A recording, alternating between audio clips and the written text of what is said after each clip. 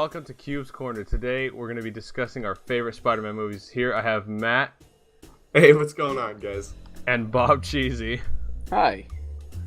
So we're going to be discussing in particular the Sam Raimi Spider-Man movies, Tobey Maguire starring Spider-Man, for all of those who are too young to remember and those of you who wanted really to forget.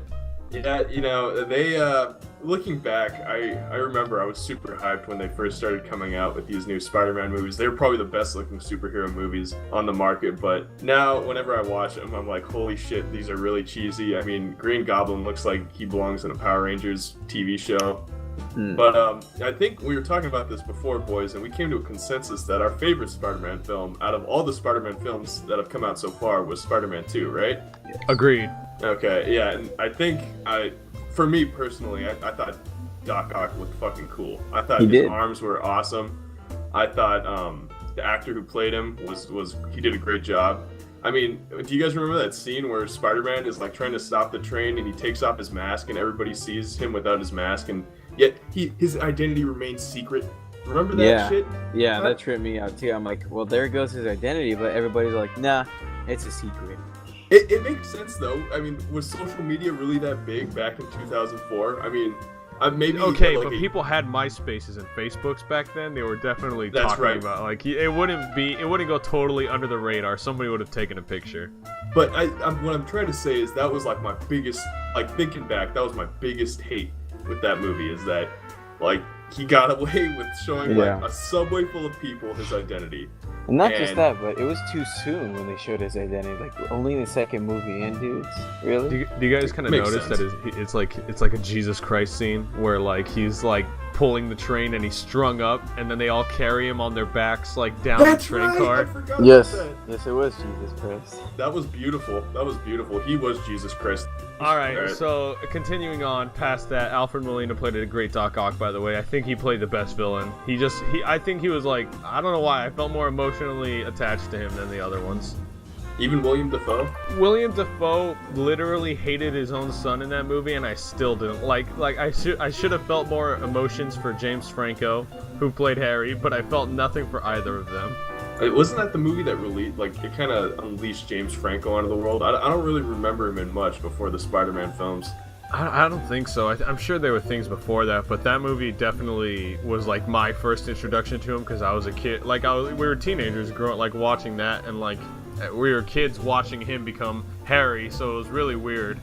Yeah, it's kind of odd. I mean, this was before they started getting really selective about picking who they wanted to play each part in each movie for superhero movies, and I guess James Franco was the right pick for Harry Osborn. I mean, And it's not like the other guy. I'm trying to remember Tobey the Maguire? guy who. No. In the Amazing Spider-Man 2, they casted another. Chronicle. Yeah, William Dehane or something like that. I forget his name. From Chronicle. You're right. It is. Yeah. I think it was definitely a better choice with James Franco, honestly. Yeah, which is not saying weird. much. It's not saying much though. But yeah, Spider-Man 2 was just, I think we should just like talk about why that one in particular holds a lot of our, piques our interest as our favorite, besides like Doc Ock and things like that. Okay, yeah. I'm down. So like, let's just talk about the plot a little bit. So like Doc Ock is making a son, I think is the plot. Like he's trying to harness new energy, or like make a new energy, and it's like solar powered, sun powered, like an actual sun. Yep. Yeah, he's making, if I remember correctly, he's making a miniature artificial sun that's supposed to provide energy, everlasting energy to New York. Yes. Only to New York, though, because that's where all the heroes live. Yeah. I mean, these movies are kind of condensed in, like, just one city, so I don't think the writers were thinking too much, like, further from New York, but anyway, horrible mistake. His wife gets killed, he gets bonded to the octopus arms, and he decides, I'm gonna finish my experiment. And that's the villain's motivation, which isn't that deep when you think about it. It's simple, but like, I guess we're supposed to also take the part like, oh man, my wife really wanted this done too, or something like that. But as we learn, the tentacles make him crazy, or something. Do you guys remember the scene where he attaches tentacles to his spine, and it's really intense because they like drill into his flesh and like Yeah, no, the tentacles were a great effect. I mean, even like looking back, it came out in 2004 and it still looks really good for like just the CGI back then. Honestly, like to me, he's like the best looking movie villain in terms of like comic adaptation. He looks pretty true to Doc Ock with the glasses and all.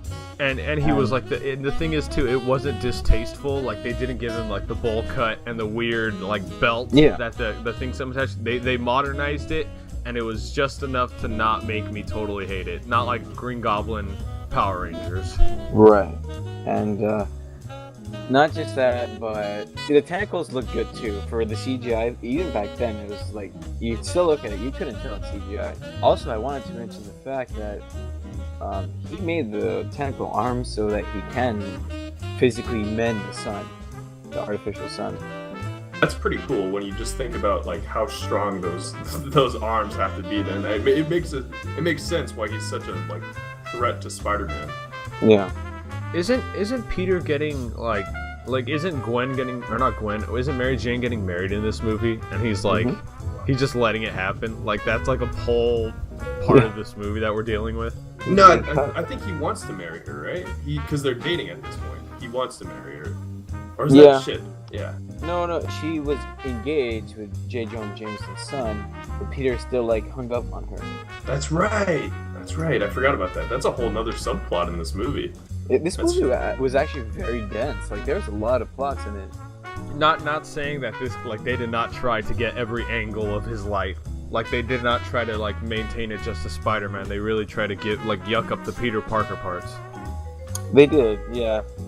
And the whole raindrops are falling on my head scene was excellent. Yeah, and that's like also a really important part of the comics that they kind of like just like hang on for a second. But he gives up being Spider-Man. Like he drops the mask for like a whole portion of this movie. I forgot about that. And that's actually a really iconic scene. There's I forget the issue number, but I mean, it's one of the most iconic scenes in comics where Spider-Man is kind of tossing his costume away and he's giving up being Spider-Man. And so many, I mean, I'm sure you guys have seen it. Like so many other comics have copied that same iconic cover, and it was cool to actually see that they did like a weird little homage to it inside the movie. Right. Yeah, it was nice. But what really weirded me out was the part where he has the mental conversation with dead Uncle Ben, telling him he doesn't want to be a hero anymore. Oh, that's right. I forgot about that. Well, I think you guys get the point that this movie, I mean, we love it. It really appeals to our nostalgia, and it's really kind of cheesy at some points. But why don't we talk about why we don't like the other movies? How about that? Okay, like besides what we already mentioned, like Green Goblin, Power Ranger, like the plots to the other one, I guess you can't say that every villain didn't do it to themselves in this series, because we see William Dafoe, who plays Norman, literally inject himself with the virus because or like with the Green Goblin serum because he thinks it's gonna make him better. What about Harry Osborn in Spider-Man 3 as the new Goblin, where you know his face is kind of fucked up and. Well, that was after the fight scene between him and Peter. That's right. That's after the first fight he has with Spider-Man, and how he's taunting. It was entertaining, actually. It was actually very well done. Well, one of the things wasn't actually in the first fight. It was actually the second fight. Was it? Oh, that's right. The first fight is him. I remember because Peter's swinging around the Empire State Building, and it looked really bad. There was really cheesy effects because you could totally tell. Right. That's right. So the other Spider-Man movie. Well, the first one is just outdated, corny, and you can notice like some of the practical effects on it if you actually look. Like for example, remember the festival scene where Spider-Man saves Mary Jane, and when he's bouncing on all the balloons. Yeah. No. When he drops her off at the rooftop, and you notice that he's jumping on a trampoline when he does a flip over the building. You can tell like he does a timer jump, and then like he jumps on the trampoline and like does a flip over it. It's hilarious. You know, despite that one being extremely cheesy, and I know the CGI is probably really dated, I think it's probably the best origin story we've gotten for Spider-Man. Yeah, compared to the Amazing Spider-Man series with Andrew Garfield, this one was a little more tasteful. It didn't feel so. I guess Tobey Maguire felt a lot better as a Peter Parker. Exactly. He wasn't like indie hipster Peter Parker like we get in the Amazing Spider-Man. He was just he was definitely like a nerdy Peter Parker. Right, who didn't skateboard. Oh god. One thing I did really like, despite the first one being awfully cheesy and things like that, was that William Dafoe playing Green Goblin was a gift. There were some real like one-liners he had that were just incredible. Hey, Peter, don't tell Harry. Mary Jane and I are gonna have a hell of a time. The itsy bitsy spider. Godspeed, Spider-Man. Yeah, there were some great one-liners. There were some we fantastic just one-liners. named those all off the top of our head, like not even trying. Yeah, we can go into it even more, but the point stands. William Dafoe, great casting choice. Let's talk about Spider-Man 3. I know one of our friends, a video game streamer, Jugs, truly really enjoyed Spider-Man 3, and we have a quick little recording of Jugs that we're gonna play here of why he likes Spider-Man 3. So let's go ahead and do that. And here's the part where we're gonna cut, and we'll throw in Mappy's audio. Thanks, Matt, for that exciting report from the field. So, continuing on about Spider-Man 3 in our opinion, I really enjoyed it. Besides James Franco being a weirdo, I thought the guy that who's the guy from that 70s show that plays Venom? Topher Grace. Eric Topher Grace, thank you. He was also really funny just as a character in this. It was so ridiculous to see him play Eddie Brock. He was definitely more of a comedic Venom, and I mean, I'm not that big of a fan of Venom, so I didn't really care either way, but I was kind of expecting definitely a bigger actor to play Venom, but then again, this was before we had the fucking god-like bodies we have in the Marvel Cinematic Universe. This is when, you know, your body didn't have to look like sculpted like by like the gods, you know, you could just be a regular dude, so it didn't really matter as much. Yeah, but I mean, going back to the whole casting decisions, that was one of the worst ever done. You didn't like his frosted tips, dude? You didn't like his frosted tips No, in the I movie? did not like his Justin Timberlake 90s ramen noodle hair curls at the end. No, I don't like it. I don't. Eddie Brock is supposed to be this like brawler kind of bulky bodybuilder dude. And we didn't get that. We got scrawny, comedic, totally awkward Venom. But the comedic bits, I think that what they were trying to go for was that the comedy was going to save him from being too far off from what Venom originally was, but he fell a little short. No. You know what did save the movie in a comedic factor was when Peter Parker got the symbiote. Yeah, that like Jugs truly said, Yes. emo dancing Peter Parker might have been the greatest, funniest scene I've ever seen in any superhero movie. Oh my god. Yeah. What did you guys think of the spider suit when it got the actual like symbiote look to it? Because it was it was almost just like the original suit but black. Like they didn't even have the white symbol. It was just like a darker, more noir version of the original costume. Basically, but if you notice at the end of the spider legs in his chest, they're a little bit more longer and like have a more menacing curl to it.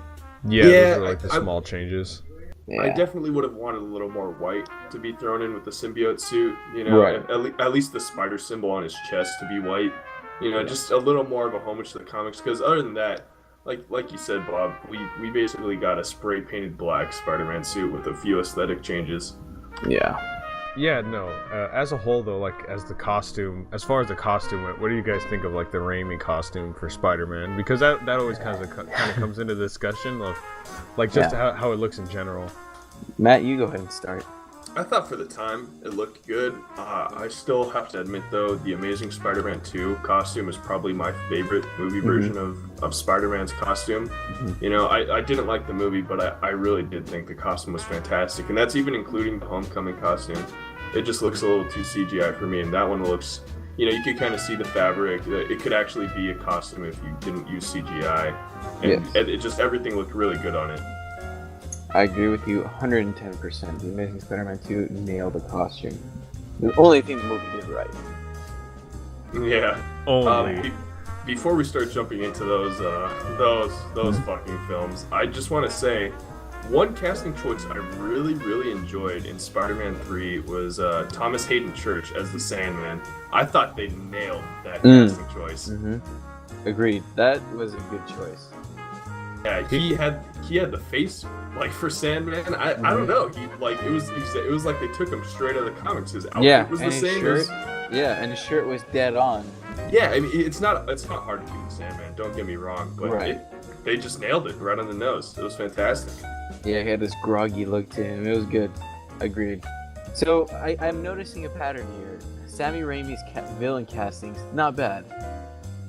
Yeah, I agree with you. I mean, of course, there's the Topher Grace villain, who wasn't fantastic, but for the most part, his villain casts were actually really good.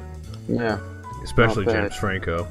He strung that out over 3 films, and we thought it was going to be like the greatest build-up of all time, where he becomes a villain. And yep. And there was no drug trips. Think about that. This is James Franco pre-drug trip movies. Yeah. Pre-gay Seth Rogen era, which is an interesting time for James Franco when he actually took acting seriously. Careful, dude. He'll come for you. You got to be careful. So let's talk about the Amazing Spider-Man. Let's talk about those train wrecks. What we thought. Amazing Spider-Man 1 and 2. They were both directed by Mark Webb, who ironically has the word Webb in his name. Didn't help the films though. They both kind of blew chunks. I personally, in my opinion, I felt like the Spider-Man story actually took a back seat to the whole romance plot between Peter Parker and Gwen Stacy. And Let me interrupt you right there. I didn't like that. Yeah, let me interrupt you because, funny enough, Mark Webb was actually a romance movie director. Like, you're pretty much dead on the money right there, noticing that his movies emphasize more of the romance plot between them, because that's his expertise. His background is romance movies. So, yeah, go figure why he emphasized on that a little too much.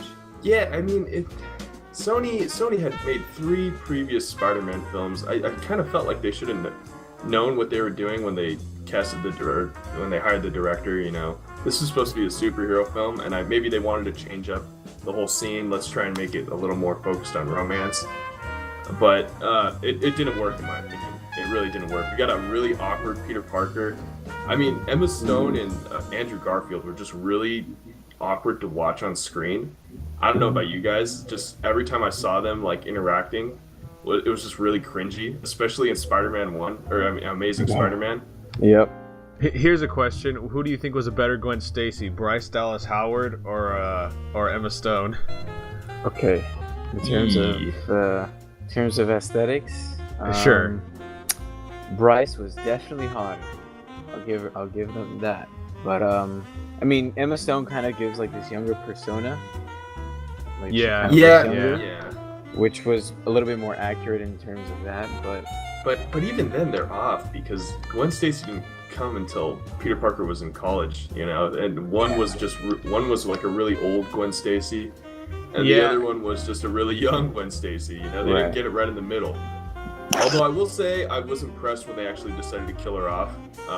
That actually took balls. I mean, I think that was the first time we had actually seen that I can remember. Of course, I could be wrong. That we've seen like a love interest killed off in a superhero film.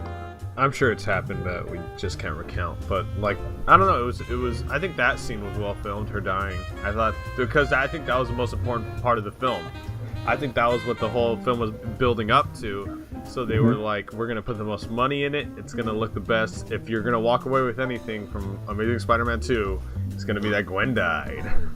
And it was accurate too, because remember, I don't know if you guys remember that whole scene, but he shoots his web down to catch her as she's falling, and that whole scene was a little ridiculous. How his web dodged every single piece of debris, but other than that, he caught her, but her neck broke in the fall, which is exactly how it happened in the comics, which is really interesting. I mean, they got it. They were going straight for that scene from the comics, and it was really good. Right. Isn't it great how in the comics Gwen Stacy knew that Peter was Spider-Man, so she hated him when she died? Yeah. Oh god, we're not going to give him Don't that go there, clone please. constipation. Stop. The pain. Okay, I got something for you guys. How about when Peter Parker found out that his dad was like some crazy secret agent and he built this crazy underground lab underneath the subway? Do you guys remember that? That was a whole like side plot that he worked That in was the like. whole thing. In the first Amazing Spider-Man, right? I think it carried over a little bit into the Amazing Spider-Man 2, but it was definitely like kind of being It was pushed off. hinted Like, at in the first one. I'll be but honest. It was like I mean, completely came to in the second one. I was so insulted by the first Amazing Spider-Man that I actually abstained from watching the second one. I really stayed away from it. but you didn't like in the first one when all the construction workers automatically knew and they had a crane on each building and they made it so Spidey can swing across the entire city using cranes. You didn't like just the pure realism of that? No, I thought that was fantastic, dude. No, I thought that was so real. Align all of the cranes, get all the cranes together. We're gonna get Spider-Man to downtown as fast as possible because he can't swing on buildings for some weird reason. So You know what? Line up He the got cranes, shot, boys. I think. He got shot. You know what? You know what was my favorite part of the first Amazing Spider-Man? Don't make any promises. Well, those are the best kind. Oh, don't make any promises you can't keep. There you And go. then- yeah, okay, guys. For those of you listening in, you guys remember when Captain Gwen Stacy has just died. He just died fighting the Lizard, and he tells Peter Parker, Spider-Man, to stay away from his daughter Gwen Stacy because he's Spider-Man. He knows. Hey, you're gonna either get her hurt or something's gonna happen to her. And he's like, okay, I promise. End of the movie. He's like, the promises you can't keep are the best kind. Second movie, she's dead.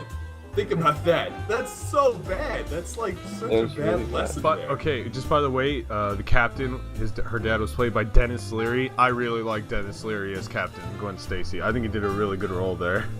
I will give you that. Yeah, he was a good choice for that. Do you guys like? If you guys could, how about this? Just for like, let's round it off. We've covered most of the movies. I think you guys kind of get the idea that we have a general disdain for some of them, but they do have their shining moments. If you guys could replace either of the Spider-Men, who would you put in the role of Spider-Man instead of Tobey Maguire or Andrew Garfield or Tom Holland for that matter? Let's just knock him out of the running. Who would I cast? Yeah. Like in the whole spectrum of all actors in Hollywood, or Like if you think that there's someone out there that really could like do the role better than these guys have or done. It depends. Are we talking about adult, like college Spider-Man? Let's say that they were gonna make a movie for the recent comics. So he's like a late 20ish Spider-Man. So you have a more varying choice. I don't know. I would have to put some thought into that. I just like thinking back on it, and I even have a hard time coming to that decision. But I think looking back on it, Tobey Maguire was honestly a good choice. I think he's got the looks of like Peter. The quips don't sound awful coming from him, even though he didn't have too many to like begin with in the Sam Raimi series. Yeah. But I liked him as Peter Parker. I think he did a great Peter Parker. He did. He did. Yeah. Like he did play good, awkward Peter Parker, and it was not cringy in the sense that his performance was bad. It was cringy, like he actually did a good, awkward Peter Parker. Whereas Andrew Garfield's Peter Parker was just cringe in terms of his performance. They try to modernize it and make him a little more edgy so people could enjoy him better, but I don't think it worked out too well. I think having that young, awkward Peter, or just like Peter being awkward in general, really symbolizes the character because he's not like so forthcoming as they make him in the movies. He's not so out there. Yeah. I personally, I think they really nailed it with Tobey Maguire as Peter Parker because you can't really get someone that's like really good looking to play Peter Parker because technically in the comics, despite how he's drawn sometimes in the comics, Peter Parker is just supposed to be your average dude. He's not that tall. He's not that good looking, you know.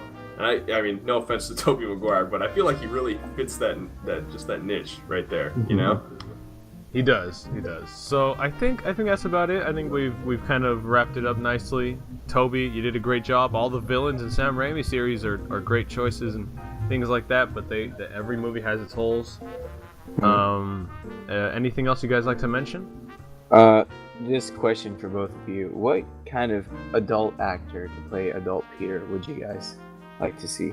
If I had to give it to someone, it'd be it's so hard to make a decision nowadays because we see so many repeat actors that I don't want to say like Chris Pratt or Channing Tatum. You know, they always have like these guys that are like these heroes that are always so ripped and buff, and there's not many guys out there that like can fit. Eddie Redmayne, there you go. That's who I want. Eddie Redmayne from the Harry Potter movie. Personally, for me, I don't know if you guys will even know who this actor is, but Milo Ventimiglia. Okay, I'm not even gonna say his name. You guys probably know him as Peter Petrelli from Heroes. That's who I'd want to play. Oh Peter yeah, Parker. for sure, Peter Petrelli Milo from Heroes. I know exactly who you're talking about. Let me look him up. One sec. I think he would be a fantastic casting choice for Peter Parker. Actually, not a bad one. Not a bad one, dude. He's not too buff. He's fairly good looking, but I feel like he kind of fits that spot of Peter Parker. He looks like him naturally, you know. Milo Ventimiglia. Yeah, Peter Petrelli. I think that Macy Oka, the dude that played Hero from Heroes, should play Peter. There we go. Donald Glover. He's been campaigning for it, you know. Just give it to him. Just give it to him. Don't make him Miles Morales, for God's sakes, please. No, don't. Maybe they should. Maybe it'll make Miles a cooler character. Maybe that's what Miles needs. He needs a stronger it would be voice. Like the whole Star-Lord complex, though. It wouldn't be what's his name? Chris Pratt playing Star-Lord. It's Star-Lord playing Chris Pratt. It's kind of the same thing. If Donald Glover plays. But that's the same thing for anything that Donald Glover does nowadays. Like, I think that goes without saying. He's just recognized so much as just, I don't know. Yeah, it makes sense. It makes sense. Welcome to the Donald Glover podcast, brought to you by Donald Glover.